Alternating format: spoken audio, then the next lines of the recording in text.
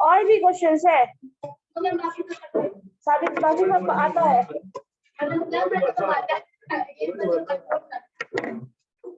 ठीक, now the question, what is probability sampling and what are its different types? और कुछ last class से किसी को कुछ पूछना है नॉर्मल डिस्ट्रीब्यूशन से, नॉर्मल के प्रॉपर्टीज से, बाइनोमियल क्वेश्चन जितने भी डिस्ट्रीब्यूशन आप पढ़े हैं उन सभी से कुछ पूछना है किसी को तो बताओ, बात नहीं करो आपस में, किसी को कुछ पूछना है। हाँ, और मुझे तो कभी तक ग्रुप का मैसेज नहीं आया है, ग्रुप लिस्ट कोई ग्रुप नहीं बताया है क्या बताया?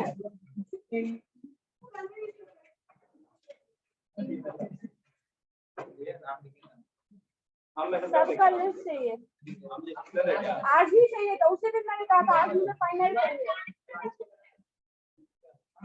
ठीक है, किसी को नहीं पूछना है कुछ? हाँ बोलिए, खड़े हो, बोलो। फिटिंग ऑफ पर्सन डिस्ट्रीब्यूशन बताया क्लास में, क्लास किए थे आप? नहीं किए थे, ठीक है। और कुछ? फिटिंग ऑफ पर्सन डिस्ट्रीब्यूशन कौन सा जो लास्ट क्वेश्चन बनाए थे वो?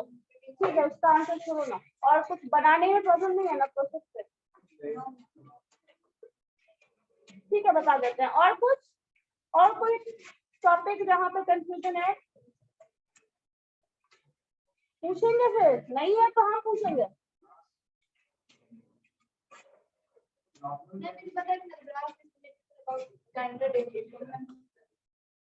Graph symmetrical about standard deviation fact याद है? चलो ठीक है। और फिटिंग ऑफ डिस्ट्रीब्यूशन है ना, किसी को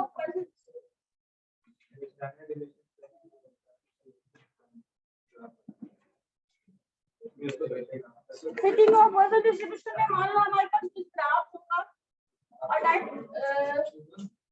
x का कुछ वैल्यूज होगा, ठीक है, और क्या होता है फ्रीक्वेंसी, ये होता है ना, जो फ्रीक्वेंसी होता है वो ऑब्जर्व होता है, एक्सपेक्टेड नहीं होता, ऑब्जर्व किया होता है।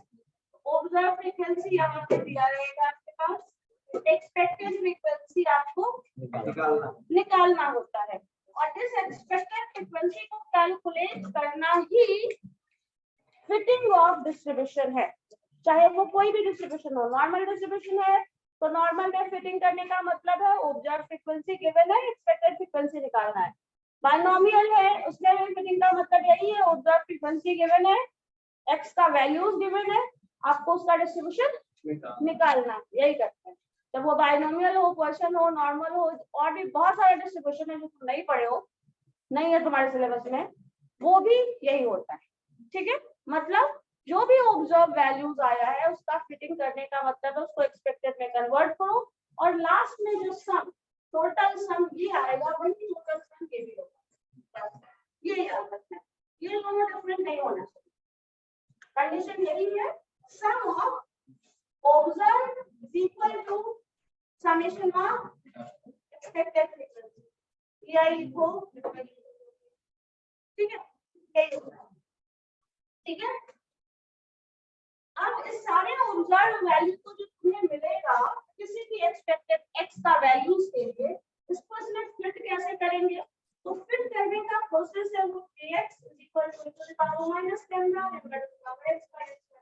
है, और यहाँ पे आपको x का वैल्यू 0 1 2 3 4 5 6 लास्ट वैल्यू हम यहाँ नहीं लिखेंगे क्योंकि वो अननोन होता है, कहाँ तक जा रहा है, क्या है एग्जैक्ट वो वैल्यू हमें पता नहीं, ठीक है। इसलिए कभी भी इसका लास्ट में इंफिनिटी लिखना क्या आपको जरूरी नहीं है, क्योंकि इनफाइनाइट तक वो जा रहा है नहीं जा रहा है हमें वो भी नहीं पता, ठीक है। अब ये वैल्यू का जो फंक्शन है आपको पता है n = होता है, that is equal to mean आप न्यू लिखते हैं, न्यू लिखो या न्यू लिखेंगे तो कभी-कभी हो सकता है तो कंफ्यूज हो जाओ, वो न्यू लिख दिया है तो वो नॉर्मल का मीन होगा, ऐसे भी तुम कर सकते हो, पता है मुझे। x बार लिख दिए तो डेटा का है, तो इतना मत लिखिएगा, शब्द पूरा क्या लिख लीजिए, ठीक है। हर प्रॉब्लम का सॉल्यूशन एक्स बार जो म्यू लैम्डा एनपी होता है जो बाइनोमियल से आया है, उसका वैल्यू ये होता है। एक्स का वैल्यू जो भी है वो नॉन वैल्यू होगा और कुछ एक्स्ट्रा बचा देंगे। ई का पावर समथिंग है तो वो जब भी निकालोगे माइनस ई का पावर समथिंग कुछ भी हो 1.5 कोई समथिंग 8 10 7 9 कुछ भी 100 कुछ भी हो सकता है। तो वो जो भी आएगा वो आपको कैलकुलेटर के हेल्प से ही निकालना है, ठीक है। अब मान लो एनपी का वैल्यू जिसका टी का वैल्यू बहुत स्मॉल होता है, ये भी बताए n टेंड्स टू इंफिनिटी है जो कि परसेंटेज डिस्ट्रीब्यूशन का सारा कंडीशन है।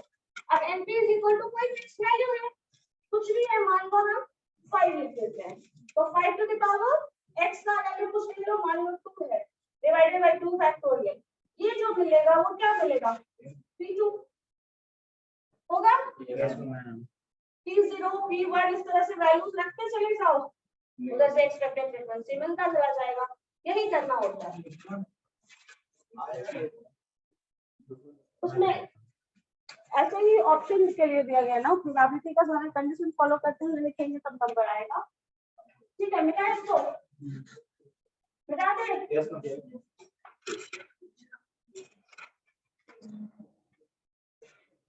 कौन सी खबर से रैंडम दे दिया, प्रोसेस क्या है वो समझो। क्वेश्चंस होगा तो वो तो क्वेश्चंस का सारा कंडीशन फॉलो करेगा ही।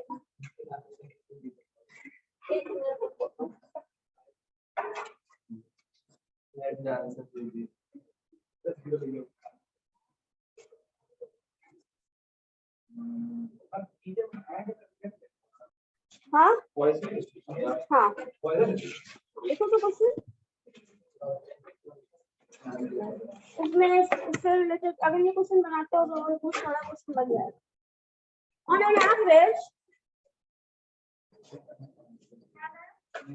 an average, one in 400, on an average, 1 in 400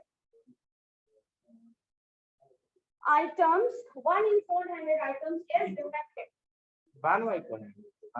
1 in 400 मतलब क्या हुआ? 400 में एक में 400 कैसे डिफेक्टिव हो जाए? 1 in 400 items is defective. क्यों? बनाए हुए हो क्वेश्चन का, इसका आंसर नहीं आया था, आ गया था ना। अच्छा ठीक है, एक मिनट तो रुक जाओ, एक और क्वेश्चन लिखो तो दूसरा।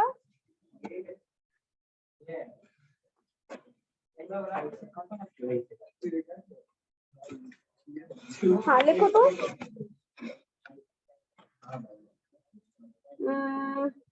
The following table gives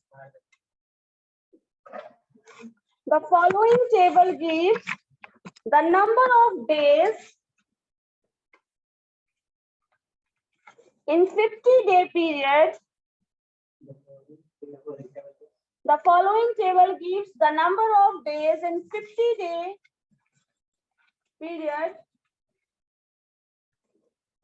during which automobile accidents occurred in city. During which automobile accidents occurred in a city.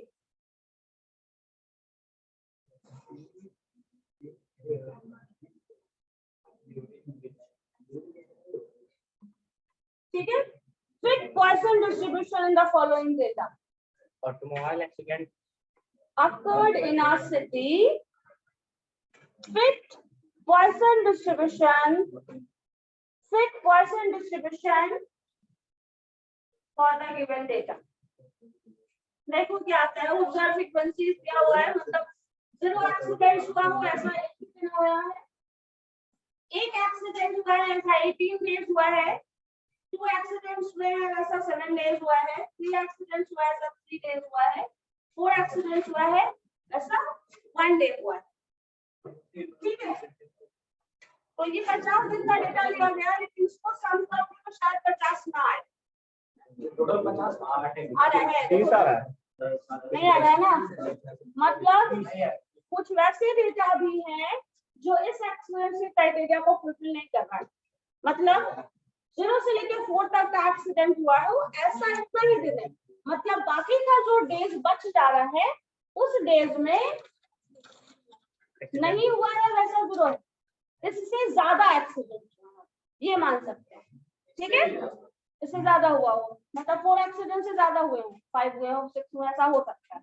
लेकिन 0 एक्सीडेंट का तो ऑलरेडी दिया हुआ है 1 है, या फिर कोई एक्सीडेंट नहीं हुआ है ऐसा सिर्फ एक ही दिन है। एक एक्सीडेंट हुआ है ऐसा 18 डेज है, 2 एक्सीडेंट हुआ है वैसा 7 डेज है, 3 एक्सीडेंट हुआ है ऐसा 3 डेज है, 4 एक्सीडेंट हुआ है ऐसा 1 डे है। मतलब अगर इस डेटा में 50 दिन के डेटा में इतना ये है तो इससे ज्यादा एक्सीडेंट हुआ हो जो बाकी दिन बच रहा है, लेकिन उसकी बात हम नहीं कर रहे हैं। हमें 50 डेट का डेटा यही मिला है तो हमें इसके हिसाब से ही चलना है।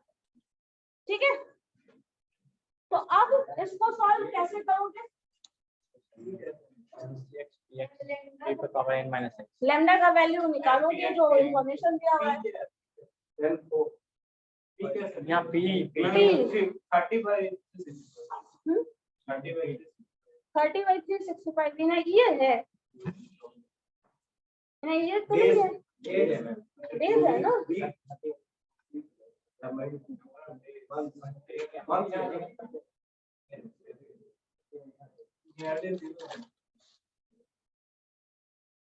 नियरली 0 पता कैसे चलेगा? यही तो सोचना है इसको। Why you are laughing, man?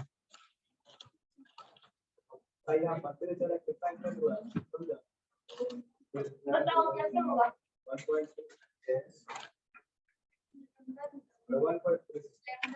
Lambda कैसे निकलेगा? एक सवाल है। नहीं किया हुआ है। एमपी होता है।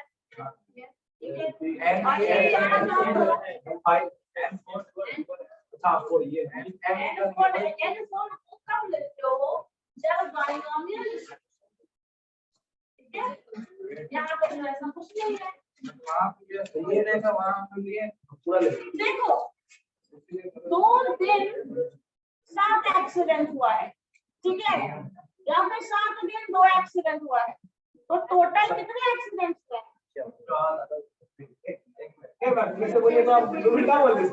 0 एक्सीडेंट्स 1 डे। ठीक है, अगर ये एक्सीडेंट्स है, ये डेज है, ये एक्सीडेंट्स ऐसे काउंट करो। अब ये क्या है? कोई एक 0 एक्सीडेंट हुआ है, एक दिन हुआ। अगर एक्सीडेंट नंबर ऑफ काउंट करते हैं 1 एक्सीडेंट 18 डेज, 2 एक्सीडेंट्स 7 डेज, तो 2 एक्सीडेंट 7 डेज में होगा तो टोटल कितने डेज का काउंट कर रहा है? 7 days 14 मल्टीप्लाई हो जाएगा। नहीं समझ आया? नहीं 2 दिन साथ एक्सीडेंट हुआ, अच्छा, तो मतलब 13 तो कितना एक्सीडेंट हुआ बताऊंगा। तो यहाँ पे तुमको डायरेक्ट ये नहीं मिलेगा, यहाँ पे क्या मिल जाएगा? f और x का कॉम्बिनेशन, क्योंकि ये डे में है तो इससे निकालेंगे। समझ आया?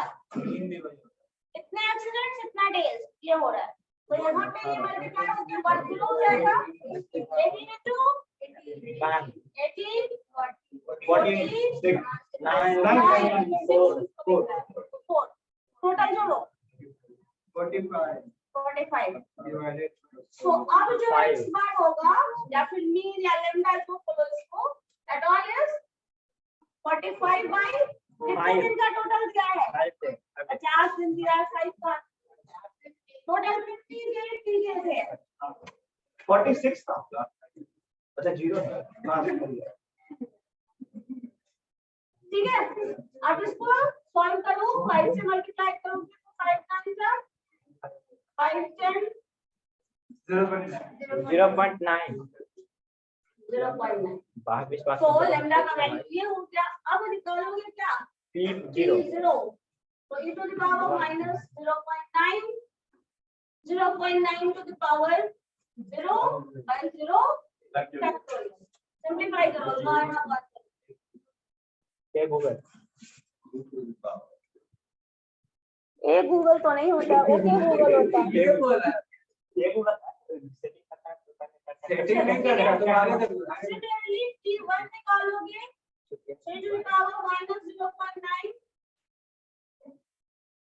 सब मुंह बंद करके रखो. 1 factorial and answer. फिर P2, P3, P4. Calculate करो आ जाएगा. 0.40. N से multiply कर देना. That all is what? This is probability. इस probability को 50 से multiply करके लिखिएगा. ठीक है? तो फिर जो आएगा वो आंसर होगा. बनो क्या कर रहे हैं? हाँ?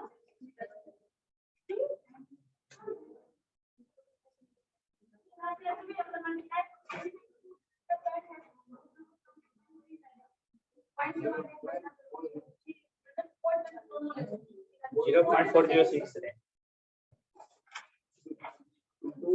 That is not here. क्या लिखा है देखो. कॉपी तो ठीक से करिएगा. और क्या आया? आंसर 0.0. क्या क्या? इसमें क्या है? एक मिनट. इसमें क्या है? 0.406. E to the power 0.9 minus 9 क्या आ रहा है? Minus 0.406. ठीक है. सही है ना? तुम क्या बोल रहे थे? अच्छा.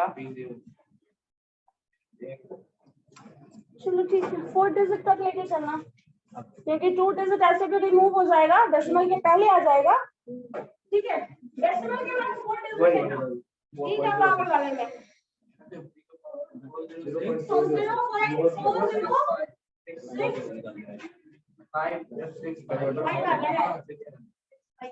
0.9. ये आ गया. अब इसको आपको मल्टीप्लाई करना है 4065.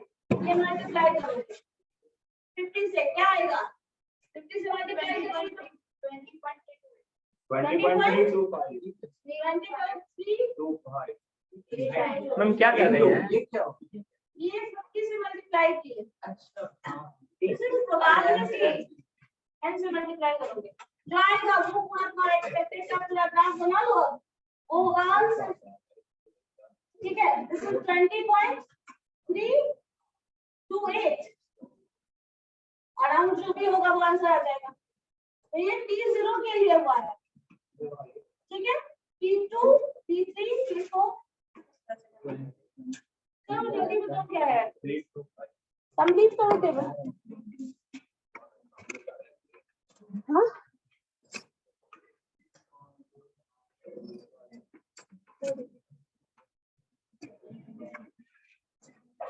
according to this 0.4066 आ रहा है.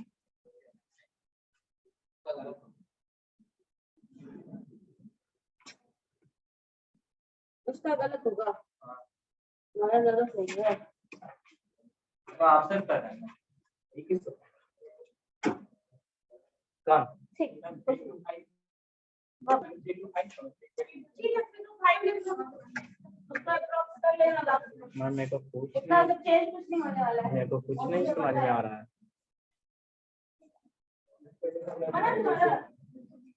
कुछ समझ में नहीं आ रहा.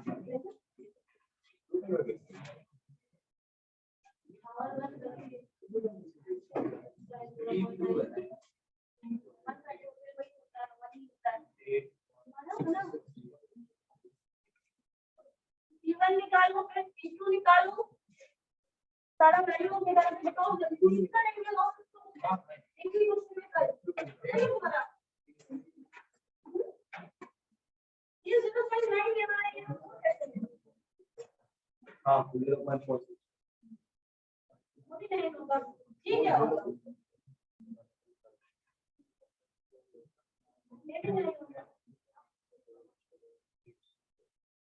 0.3654.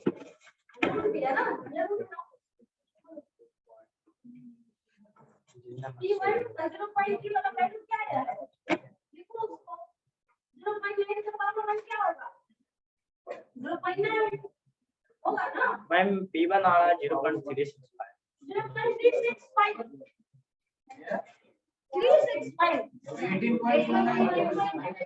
अच्छा इंटरेस्ट रेट n से मल्टीप्लाई करो, n से मल्टीप्लाई, n से मल्टीप्लाई करो।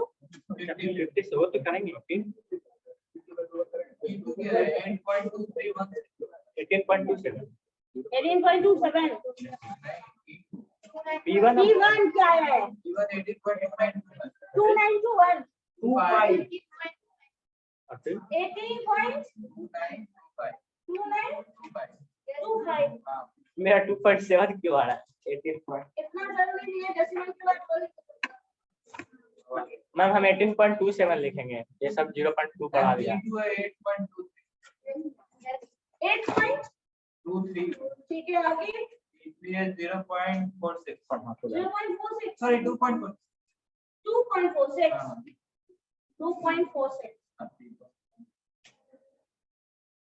सबको बाद में अप्रोक्सीमेट भी करके लिखना है हमें। वो एकदम मतलब क्या करते हो? क्या कर रहे थे?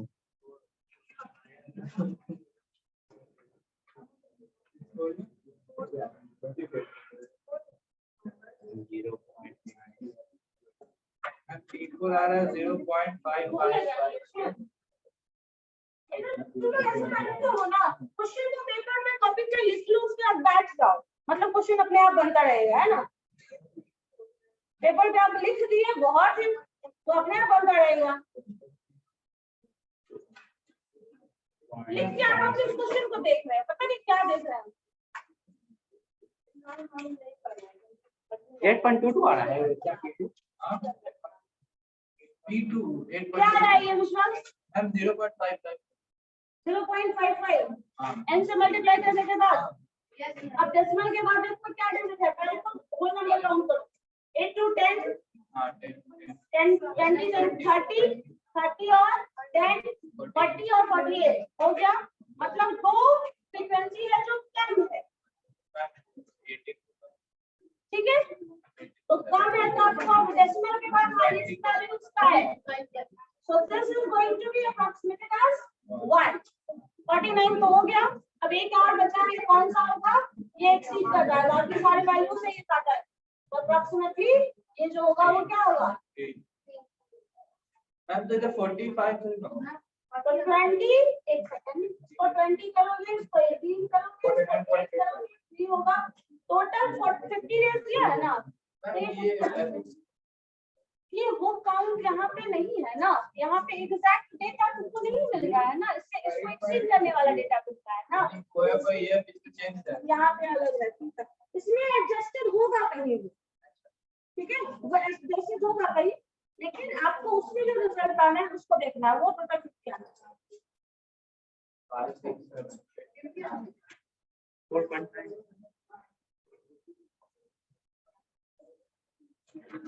0.11 आया था लास्ट में, लास्ट प्रोबेबिलिटी 0.55 0.55 वो तो 50 होना चाहिए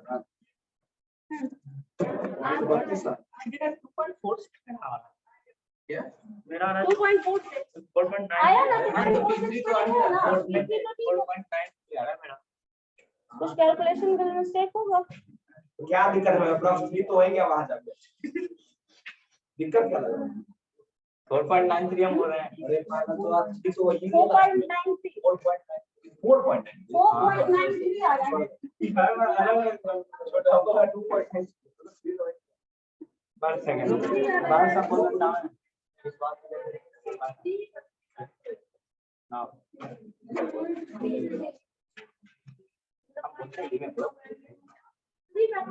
देख लो जल्दी बना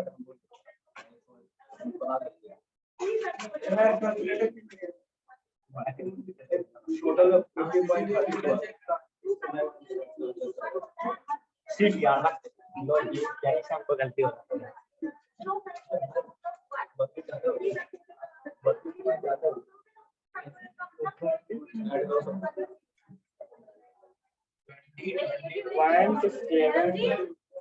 फैक्टोरियल में क्या किया हो तुम B3 में?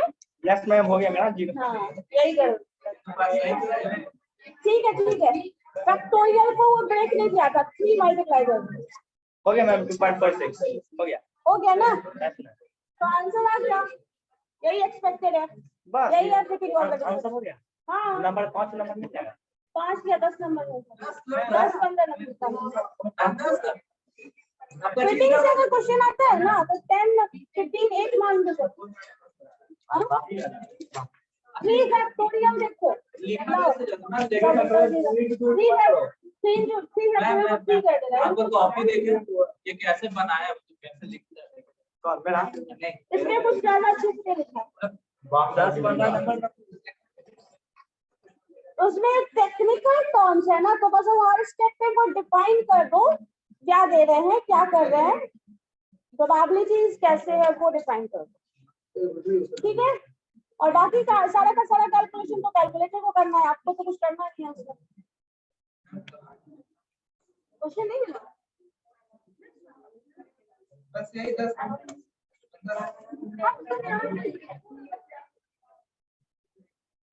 यहाँ पे नोटेशन फंक्शन लिखना है, आपके बुक में भी कुछ इस तरह का लिखा है, तो वैसे मत लिखिएगा, उसको पी लिखिएगा, ठीक है। और कोई प्रॉब्लम? रिशु, तुम्हारा नाम रिशु है ना? और कोई प्रॉब्लम? 0.5 नहीं, रिविजन का नाम तुम्हारा।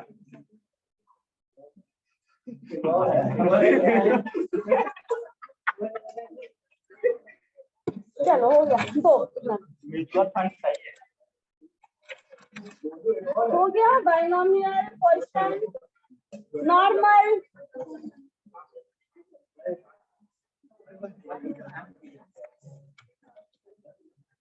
मॉडल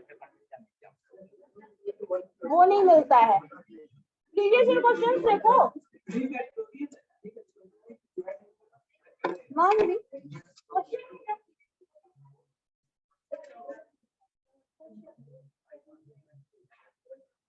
नहीं, लेकिन सर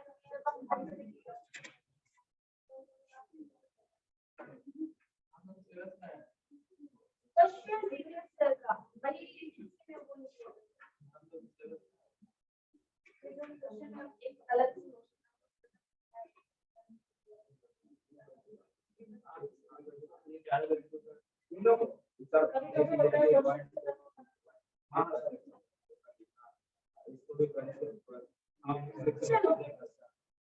एक और क्वेश्चन दो फिटिंग का। Yes ma'am. देखो तो जरा बहुत सारे कौन कौन सा क्वेश्चन बनाए थे मैम, जो आपको पुराना क्वेश्चन सब बना सारा बना दिए हैं एग्जाम बढ़िया है। एग्जाम में, तो वो सब डेटा वाला है, डेटा वाला सब क्वेश्चन आ जाएगा, डेटा वाला सारा क्वेश्चन आ जाएगा, ठीक है। अच्छा एक सेकंड, मुझे ये बता सकता है कोई, अगर ये इंफॉर्मेशन पर्सन डेटा का नहीं होता, सपोज बाइनोमियल का होता, तो क्या चेंज करना पड़ता? कुछ चेंज करना पड़ता क्या? हाँ, सपोज क्वेश्चन में ये होता फिर द बाइनोमियल पर्सन डिस्ट्रीब्यूशन है ना, यहाँ पे मान लो क्वेश्चन बोल देता fit for binomial distribution, NCX PX और यू का पावर है मतलब है। कर लेंगे, हाँ बन जाएगा, कुछ चेंज करने की जरूरत नहीं है ना। सोच के बताओ, सेम डेटा सेम इंफॉर्मेशन सब कुछ सेम है, बस आपको क्वेश्चन चेंज कर दिया जाए। प्रोबेबिलिटी क्या हो? वही सोचना है, मैं बताऊं सोच के बताओ ना, सारा दिमाग में कहीं कैलकुलेट करो क्या होता है, क्या चेंज करना पड़ेगा। प्रोबेबिलिटी एक पता नहीं, क्योंकि लैम्डा जो है पी और क्यू चेंज होगा, बन जाएगा इसी से पता बना के देखो तो। n 50 है, ठीक है, n 50 है, मतलब NCX जब सॉल्व करिएगा तो आपको सिंप्लीफाई करने में थोड़ा लंबा चौड़ा टर्म मिलने वाला है। आप कर सकते हैं, आप बहुत महान इंसान। 50C0 P to the power 0 Q to the power 0 यही करोगे ना, तो 50 से 0 को 50 से 4 तक जाना पड़ेगा। q to the power n minus x और करूंगा। तक नहीं जाएगा। मैम अच्छा ये 50 तक जाने का जरूरत है क्या? ना। मतलब आपको मतलब कार्ड निकालने के बाद रिपीट करने का। अरे मोने भैया 50 बोल रहे हो तुम, 50 से 4 ला रहे हो, वो कॉन्सेप्ट सही है, यही सब तुम लोग पढ़े हो। n is what? n is 4, नहीं 50 है। n ये n 4 है, ठीक है। चलो अब एक जगह आ गए, अगर n 4 है तो x क्या है?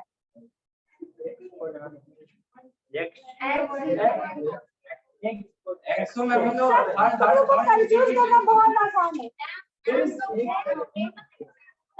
n 4 है, ठीक है, n 4 है तो x क्या है? x को मैं थर्ड प्रोबेबिलिटी पे चल p0 p1 p2 ठीक है, बन जाएगा ना तो? नहीं हाँ फिर भी नहीं बनेगा।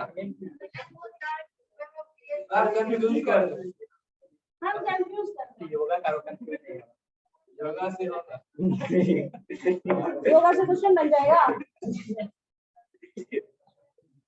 बन सकता है या नहीं, बस चेक करके बताना है और कुछ नहीं। मेरा कुछ नहीं चेकिंग है, करना तो लाइक ठीक है करके बताओ। लेकिन ऐड क्या अच्छा n is 4 पता है ना, NC0 P0 या फिर NCX जो PDF है वो लिख लेते हैं, NCX PX q to the power n minus x, यही होता है ना। और n का वैल्यू x का वैल्यू 0 1 2 इस तरह से जाता है आपको कहां तक, p का वैल्यू आपको पता है, that always lies between 1 to 0 to 1।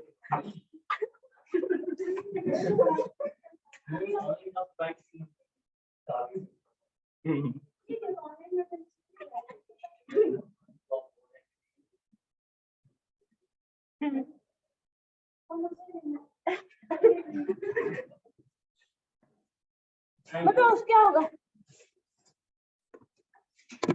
10 minute 5 minute आगे क्या है, इसको लेट होना नहीं बोलता, इसको नेक्स्ट क्लास में आना बोलते हैं। चलो बन जाएगा, ये कंडीशन सेटिस्फाई कर रहा है। मन हमसे नहीं बनेगा। बना के देखते हैं, बना तो ठीक है, आप बना दीजिए।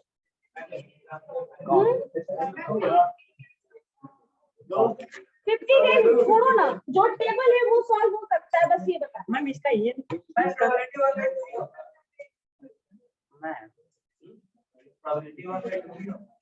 मैम इसका n 5 ना होगा, x का 5 डिजिट।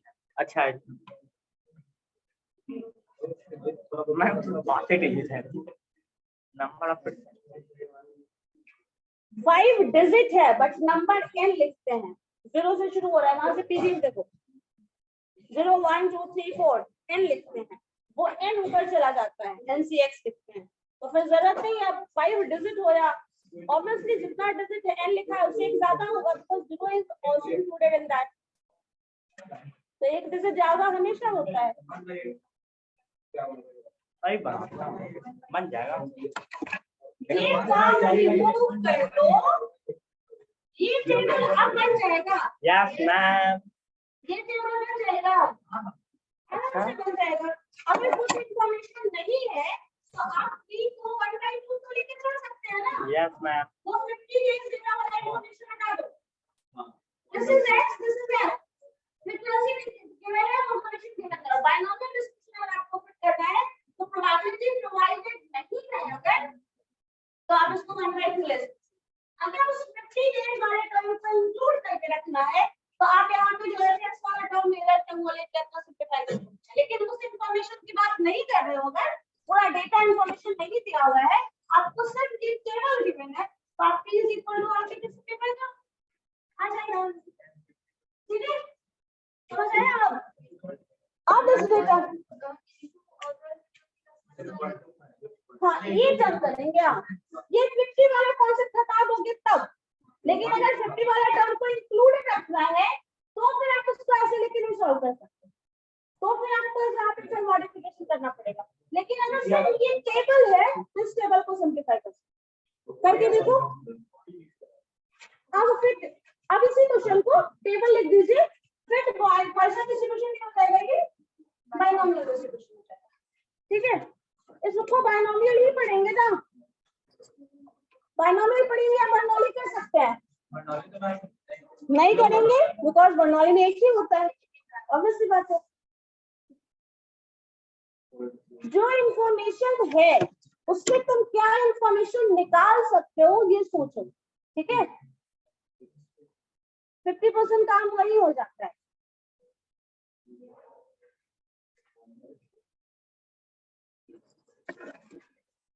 हटा दीजिए फंक्शन, क्या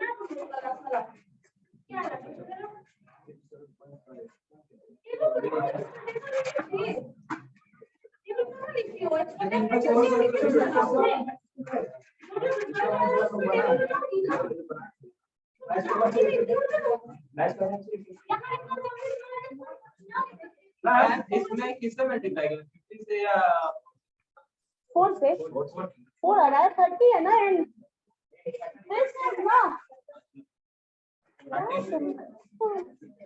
टोटल सम क्या है? अभी टोटल सम मैंने अभी जस्ट थोड़ी देर पहले कहा उस 50 इंफॉर्मेशन वाले डेटा को हटा दो, रिमूव कर दो, तुम सिर्फ इस टेबल को सिंप्लीफाई कर दो। ठीक है,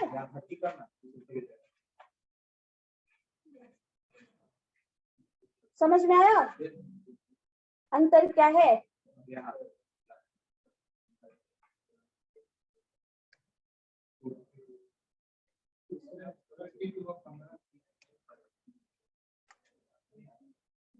नहीं आएगा,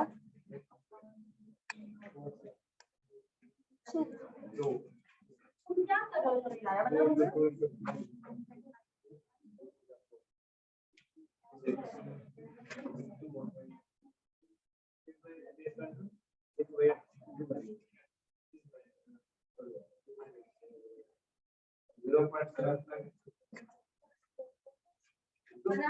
उसकी कॉपी देख लो, हाँ बन रहा है, आपका ध्यान दो है,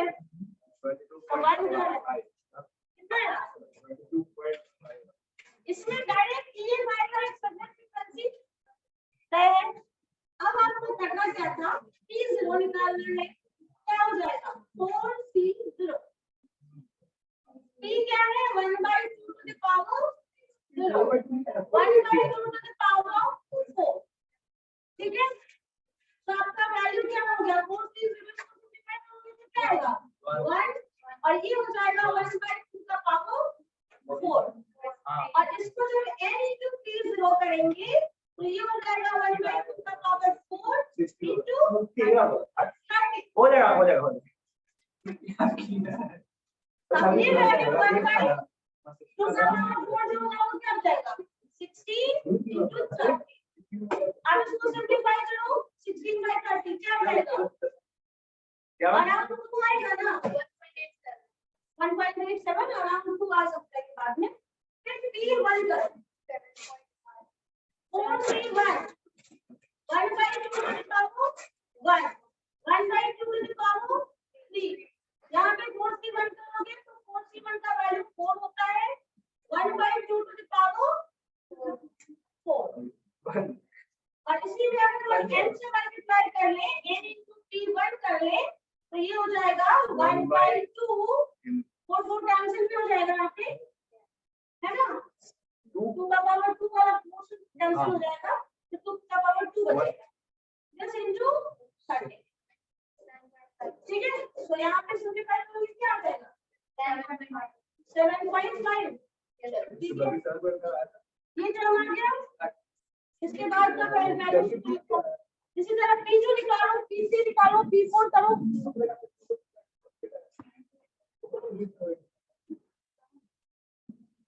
ठीक है। फर्स्ट वैल्यू 1.87 आ रहा है, सेकंड 7.5 आ रहा है, थर्ड P2 क्या आ जाएगा, यहाँ पे 4C2 को जब सिंपलीफाई करोगे तो 4 फैक्टोरियल 2 फैक्टोरियल 2 4 4 3 जा and 12 by 6 आ जाएगा, 6 into 30 5 आ जाएगा, 6 into 1 by 2 का परसेंटेज रहेगा, वो 5 हम उसको दे देंगे,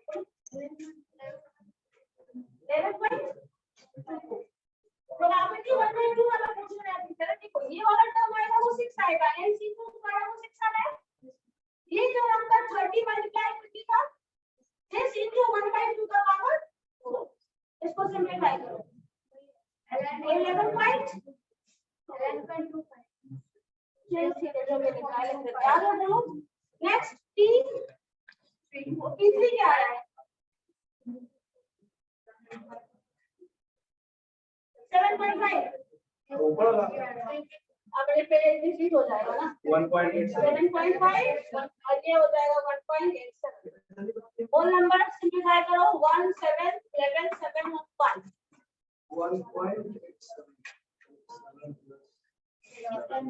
27 होल नंबर वाला 27 आ रहा है, इंक्लूड करना पड़ेगा हमें, तो इसमें इंक्लूड करेंगे, सबसे पहले हाईएस्ट है, यहाँ भी हाईएस्ट है, तो ये आपका 2 और 2 हो जाएगा, उसके बाद ये दोनों वैल्यू है, तो इन दोनों में से किसी एक में भी कर सकते हो, क्योंकि 3 है, तो एक में करो तो कोशिश यही करो इसकी जिसकी फ्रीक्वेंसी ज्यादा निकली है उसको एक कर लो, उसको 7 कर लो और उसको 11, ये हो गया, ठीक है,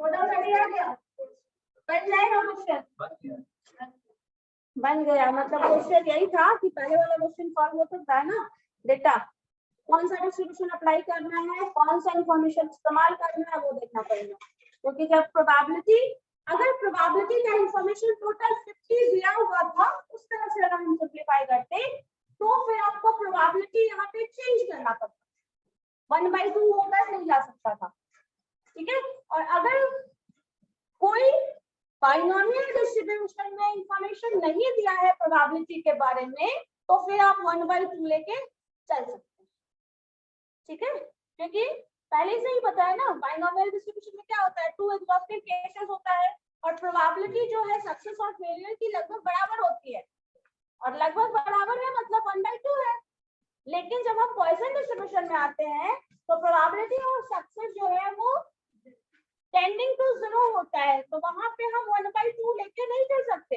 टेंडिंग टू 0 है, that is a very small probability, कोई एक वैल्यू P और Q में से होगा जो बहुत लार्ज होगा, जैसे 45 by 50, 5 by 50 एक ज्यादा है एक कम है, लेकिन 1 by 2 होगा जब बाइनोमियल होगा तब, तो यहाँ पे आप बाइनोमियल टर्म आ गया तो आप उसको अप्रॉक्सीमेट कर सकते हैं पूरे प्रोबेबिलिटी को एज 1 by 2, लेकिन ये काम आप पॉइसन के साथ बिल्कुल नहीं कर सकते, पॉइसन के केस में बिना प्रोबेबिलिटी निकाले जो बीच का हम लोग एक समेशन एक्स वाई निकाल रहे थे fx, वो बिना निकाले हम नहीं कर सकते, ठीक है, समझ में आ गया किस टेबल को कैसे सॉल्व करना है, सारे डिस्ट्रीब्यूशन का अपना क्राइटेरिया कंडीशन फंक्शन है, उसको फॉलो करते हुए ही सॉल्व करोगे, ठीक है, तुम लोग सारा क्वेश्चंस प्रीवियस ईयर का कलेक्ट करना शुरू किए, बनाना शुरू हुआ कुछ, एकदम सब स्लो प्रोसेसर हो ना, आज कल एग्जाम है, आज पढ़ोगे तो पहले ही पढ़ोगे, कुछ दिन याद रहता है थोड़ा, ठीक है, तो कब नहीं पढ़ना है वो अलग बात है, लेकिन एक आइडिया जब आप पढ़ रहे हैं ना, तो उस समय अगर क्वेश्चन उसको देख लेंगे तो वो ज्यादा समझ में आ जाएगा कि एग्जाम में इस तरह का है, तो ये चीज पे ज्यादा ध्यान देना है, ठीक है, अगर पता है तो, नहीं पता होगा तो फिर भाई एग्जाम में अलग प्रॉब्लम होगा, क्लास में अलग प्रॉब्लम को डील करोगे,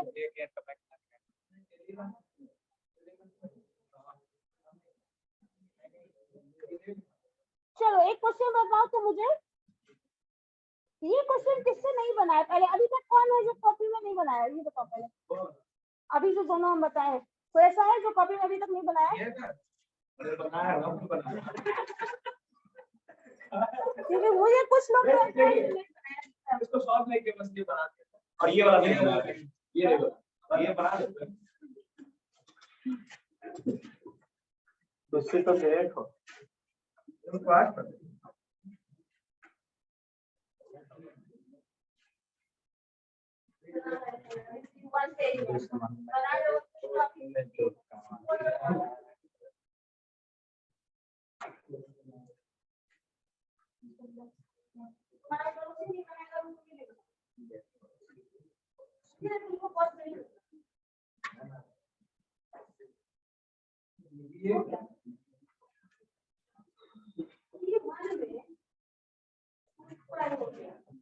चोरी भी नहीं करने के लिए मिला।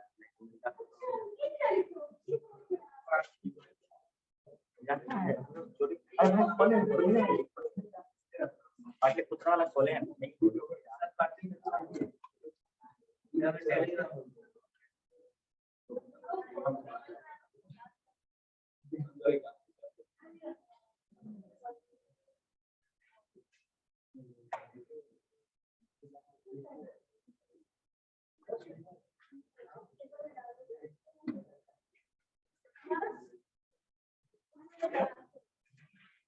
अरे बोल रहा है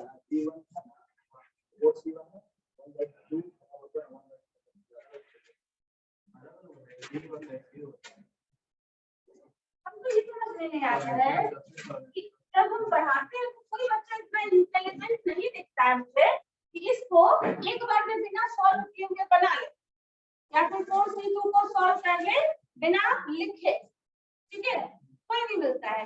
लेकिन जब कॉपी में लिखा हुआ देखते हैं तो सबका वैसे ही डायरेक्ट लिखा होता है। वो कैसे होता है? अभी देख छपा जाएगा जब हम 10C3 बोले सॉल्व करने के लिए तो ऐसे तो किसी को इसका वैल्यू एग्जैक्टली नहीं पता है, बिना जब तक हम इसको ऐसे नहीं लिखेंगे 10 फैक्टोरियल 3 फैक्टोरियल 7 फैक्टोरियल। लेकिन जब कॉपी में ऐसे लिखते रहते हो तो कैसे हो जाता है कि सारा का सारा बिना इसको कैलकुलेट किए एकदम एग्जैक्ट आंसर पता होता है। हाँ? अभी जो कुछ लोगों का इधर देखिए ना डायरेक्ट लिखा हुआ, अगर वही वैल्यू हम पूछे किसी को नहीं पता, बता रहे हैं गारंटी बता रहे हैं नहीं होगा। बस पीपीएम साथ का दिखा रहा है, पीए साथ वाला दिखा रहा है, पीपीएम चलो दिखा रहा है देखना वहां से 5C3 का वैल्यू बताओ, कोई और नहीं बताएगा, बताओ तुम बताओ, हेलो बोलो जल्दी, what is the value of 5C3?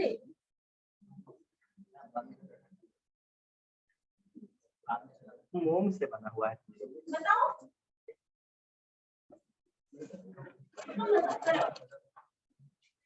Nagpur वाले सवाल है, बोलो नहीं पता। और वैसे ही कॉपी करने के समय डायरेक्ट कैसे लिखा जाता है? Introvert perfect answer of that 5C3।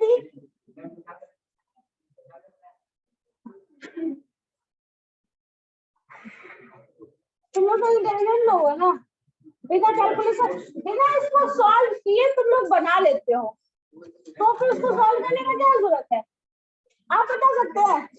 सुनिए तो हाँ नहीं तो लिखने में कैसे लिख लेते हो? यही समझ नहीं आता। मेरे लिए पजल है ये, मेरे लिए ये पजल है, तुम बता सकते हो उसका आंसर 5C3?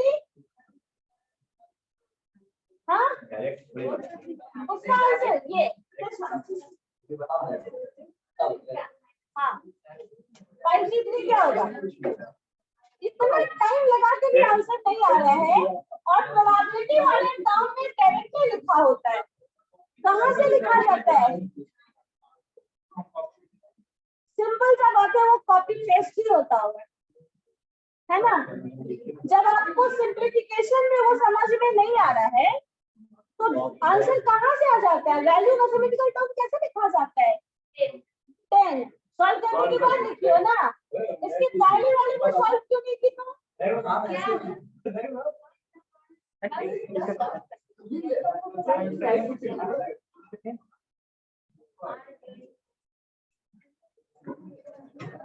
कौन सा इंट्यूशन है तुम्हारा? आप बनेगा चलो खड़ा तो कौन? आपका ड्रेस कहाँ गया? यूनिफॉर्म नहीं मिलाया, खड़े होइए तो बताइए जरा 5C3 का आंसर। बैठो बैठो, 5C3 का आंसर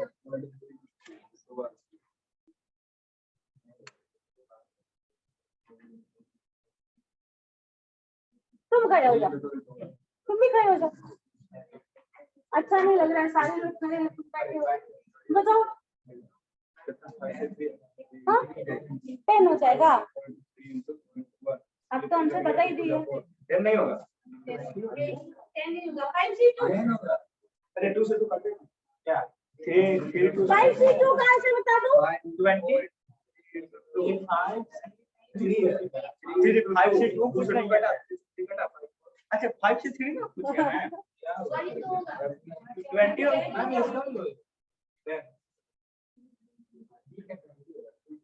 बताओ क्या होगा।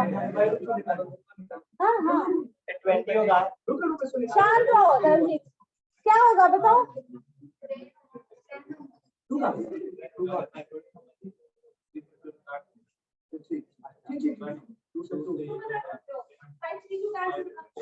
ऐसा नहीं चलता है हमारे इंडिया में। नहीं चलता।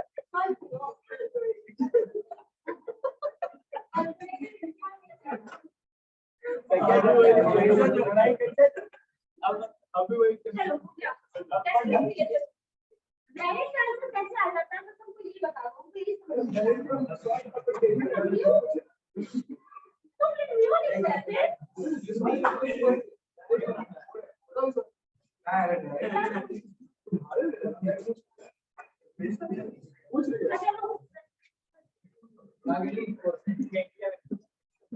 समझ में आ गया ना कैसे कैसे लोगों। हाँ वो गलत लिखा है।